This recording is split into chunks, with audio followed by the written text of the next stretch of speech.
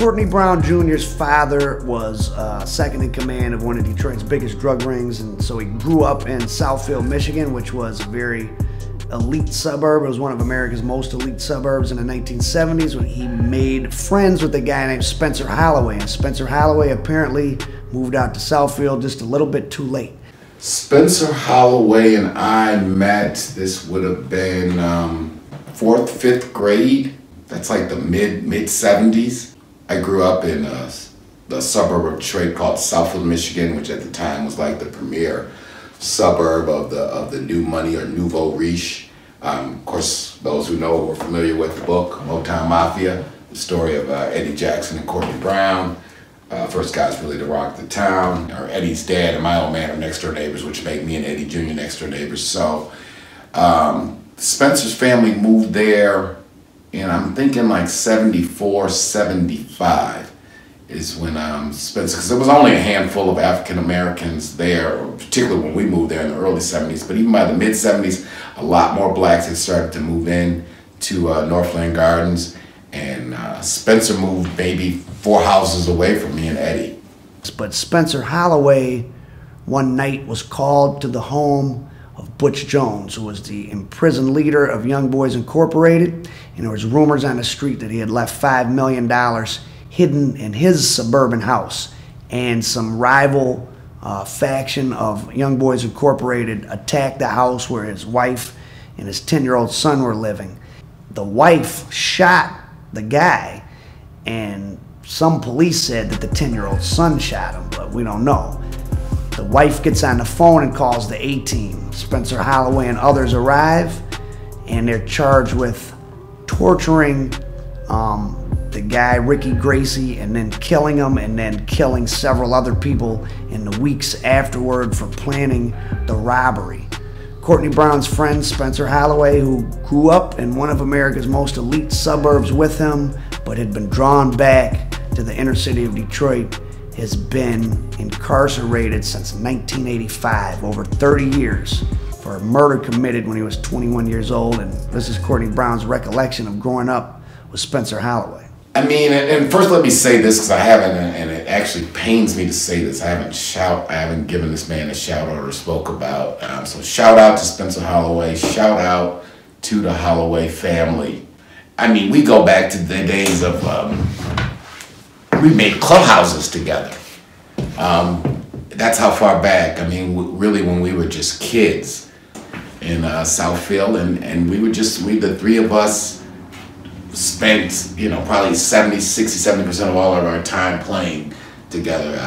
Me, Eddie Jr., Spencer, Holloway, a couple other guys from the neighborhood, Mark and Chucky Hinton. Shout out to them, shout out to the Hinton guys.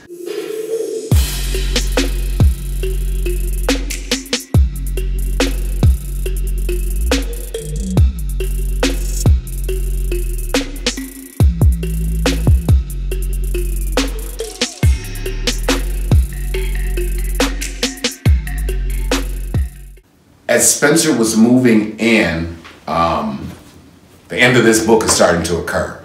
Dad and Eddie are just about to start to have to turn themselves in. They had exhausted all of their legal remedies. This is right at the same period where the Supreme Court has refused to hear their case. So I think pretty much simultaneously as Spencer and the Holloways were moving to Southfield, Eddie's old man had got popped and being out of jurisdiction. Him and Black Butch, the story about there, it talks about in the book. Him and Black Butch are in Vegas. He breaks his terms of his bond, so he's going away just as Spencer's family's moving in, and my old man and the rest of the 30-some-odd people who were found guilty are getting ready to go in. So, and again, real shout out to Spencer's mom, Miss Holloway, because Miss Holloway had been around. She was a beautiful woman. And she knew exactly who my dad was. She knew exactly who Eddie Jackson was. She came from that world. You know, she did well for herself, obviously, because you got a single black woman moving to Northland Gardens. I mean, she did very well for herself. So anyway, and so she knew our dads were going away. Everybody in the street, she was one of those people who had a real pulse on what was going on. She knew Eddie had just had to turn himself in or had violated his bond. She knew that my old man was about to be turning himself in, and she really stepped up. I mean, she used to take us fishing, and she just stepped in to know that these two young guys' dads are going away to the Fed joint, and somebody's got, and she did, and and I'll always be thankful of that and appreciative of how she was. Now the thing is, so that's one time frame. Before Spencer moved to Southfield, he grew up, I think, on Elmhurst and Dexter, right in that Dexter area, which ground zero for what was known as Young Boys Incorporated. Butch, how did a young guy get into Young Boys Incorporated? What was the procedure? Well, basically, if you wasn't from this neighborhood and you wanted to roll, you wanted to be down, you had to get somebody to sponsor you. In other words, somebody had to vouch for you that you was a stand-up guy, meaning that you wouldn't tell if you got caught. It was not uncommon for families to move their kids out, their young men out of the neighborhoods because of the pressures were just too demanding on them. Basically, I let a guy know that we was rolling and that we was serious. And I was like, look, this ain't no nickel and dime operation. This ain't the Boy Scouts or nothing like that. This is serious, and if you serious about getting some money, I'm serious about getting some money. So that's where he lived at. That's where his family and friends, that's the neighborhood that he had come from. So I think the first person I ever heard mention YBI was Spencer Holloway. They amassed a small workforce, or excuse me, a large workforce of youngsters, teenagers, individuals in their 20s and 30s. He came from the neighborhood. He knew all the characters, that would go on to be kind of infamous or famous, however you want to say it. Summer '82, things between me, Spencer, and Eddie Jr. are still all gravy. I mean, Bunyan, Nick, his cousin Nick, they're doing their thing. I mean, YBI is the hottest thing in Detroit in the summer of '82.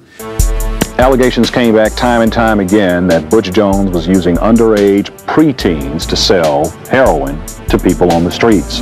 You denied that. Did you ever use kids who were younger than teenagers? No, they was teenagers, but like 15, 16.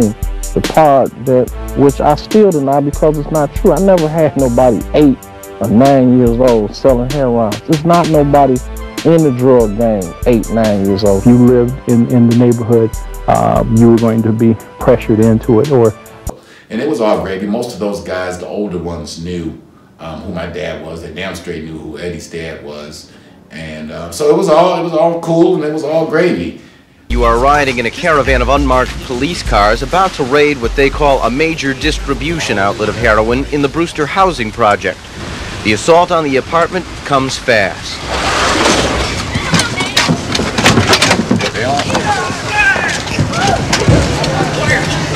Ain't nothing for you to see in here, you understand? So just keep your head right there. Don't look around or talk. Police say they found what appears to be heroin with a street value of about $4,000.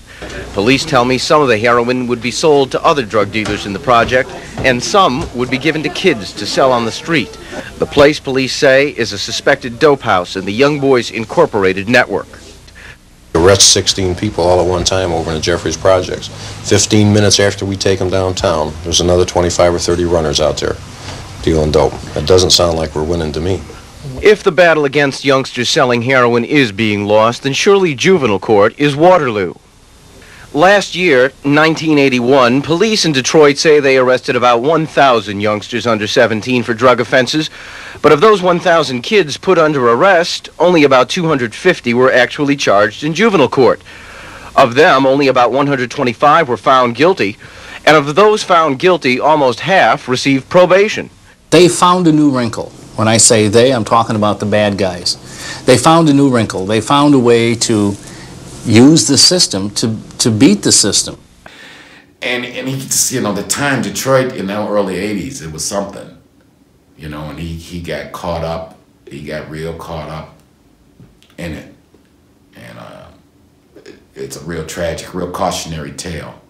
And I often think, and I guess maybe his mom or other people, he would have, obviously we were, us, and Eddie and our associates, we were going to go on over the next 20 years to have a couple major runs, right?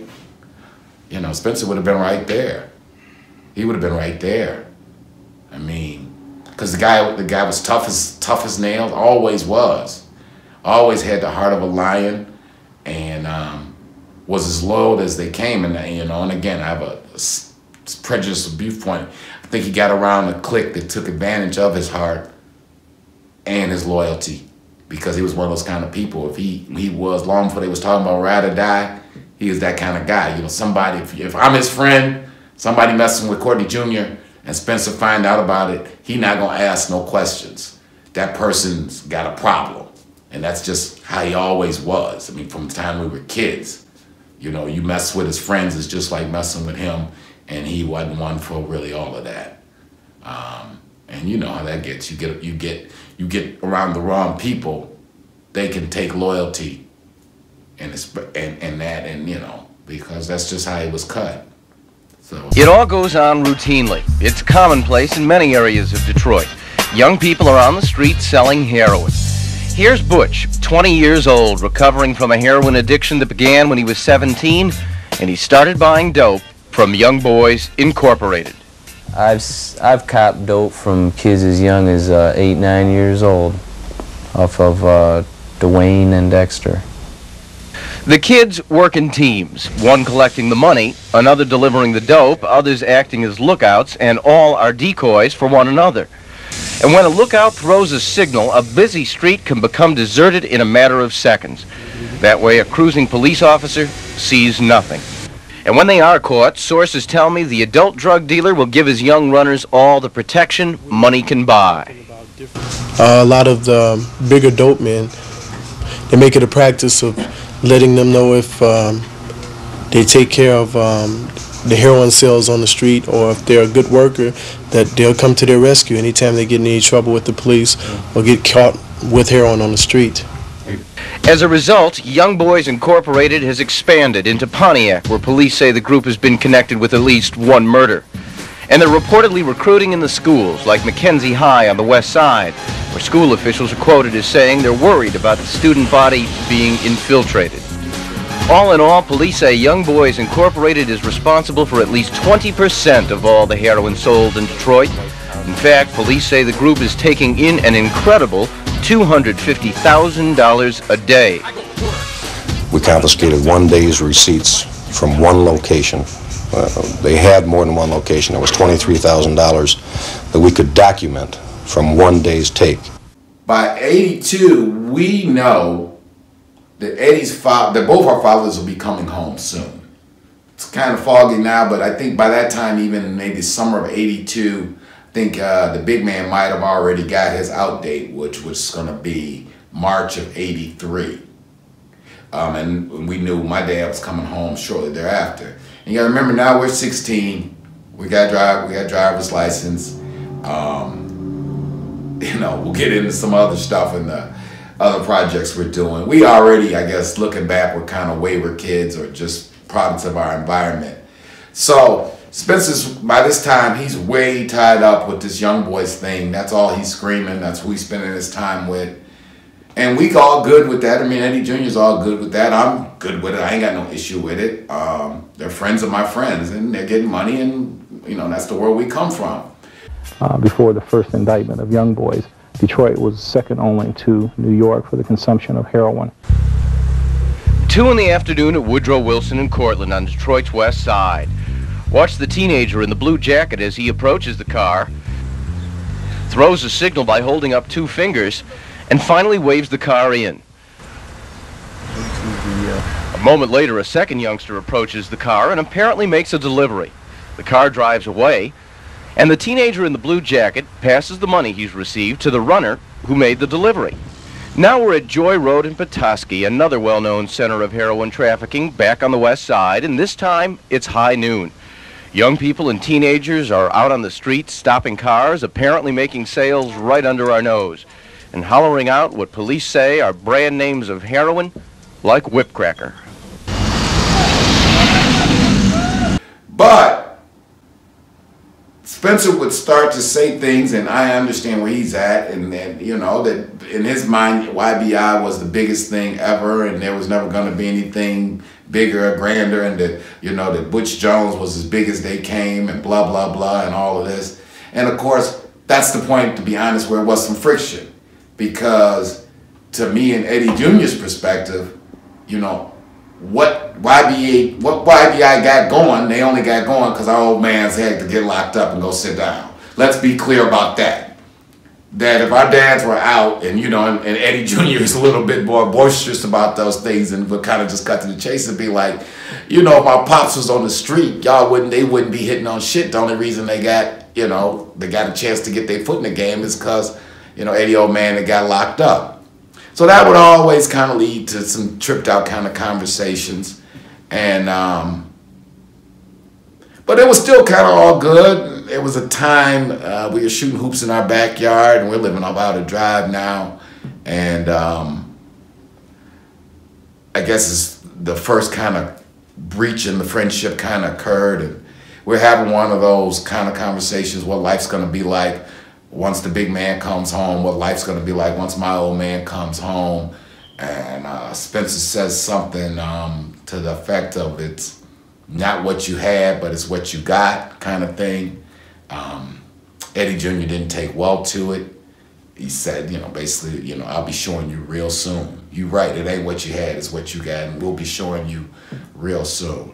But okay, you know, young guy, 16, everybody got a lot of testosterone, it's still all kind of gravy. It's kind of all good. Now, of course, they were about to get indicted. And that was the sad part about it, because it's kind of right when Spencer got really kind of tied up with him. And I'll be honest, I have a prejudiced view of it. I see a childhood friend who got caught up with that crew, and now has been doing time ever since the 80s, right? And I stopped being privy to that. That was not my circle or my scene. In fact, after that summer '82, because of a bunch of other things, whether you read our book or read Pep's book, you know, the people who know the history, there was going to be a lot of reasons why I would no longer be really in that circle. In December 1982, Jones and 40 other alleged upper and middle-level YBI employees were indicted by a federal grand jury. But so '83 comes. Butch and those guys have gotten indicted. They're on their way to the joint. And the big man, Eddie Jackson, has come home. And, you know, when he come home, he laid it down day one. And, you know, and Eddie Jr.'s now, you know, riding around the town every day with $100,000 or so, you know, in the back of his new Trans Am that his dad just bought him. And his dad's buying vets and Benzes, and they're redoing all their properties. And he, like, you know, it was like the king is back, right? And so it was a little bit of that, didn't I tell you? Didn't I tell you what was going to happen when my pops came home kind of thing was Eddie's thing. And, you know, obviously me and Eddie go back like pancakes and syrup. So I was like, it is what it is. But the last time I actually ever saw Spencer was right then. So this has now got to be 83.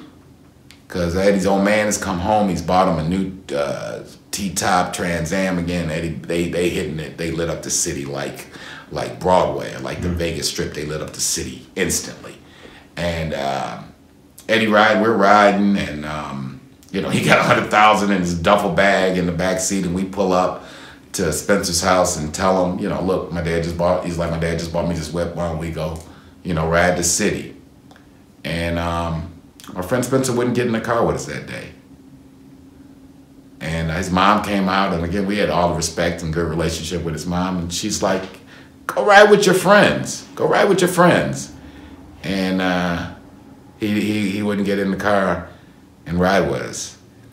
And that was the last time, so that would have been sometime in the summer of '83.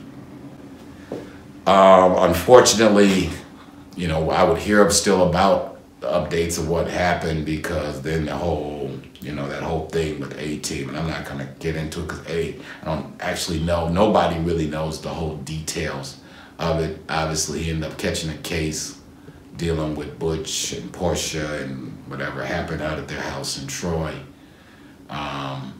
he went to trial on the case.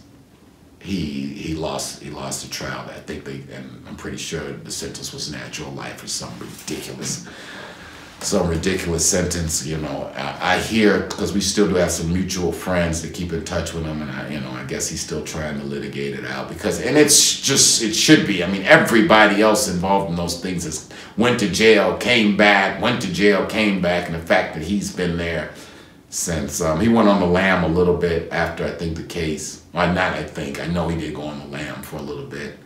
But it's crazy, you know. I'm not justifying what he did or what he didn't do. I don't know, you know. But he was found guilty. But it was street shit, you know. I mean, we know how many people have been convicted of the same thing when it's street shit, and they do their 20 and they come home. You know, whatever happened, it damn straight wasn't no civilians. You know, it wasn't messing with no old ladies or nothing like that. Whatever went down, it was definitely people who were living that life that it went down with. So, you know, and obviously I got a prejudice about it because most of my memories of the guy are actually fond memories of, you know, a guy that was a really good friend of mine growing up.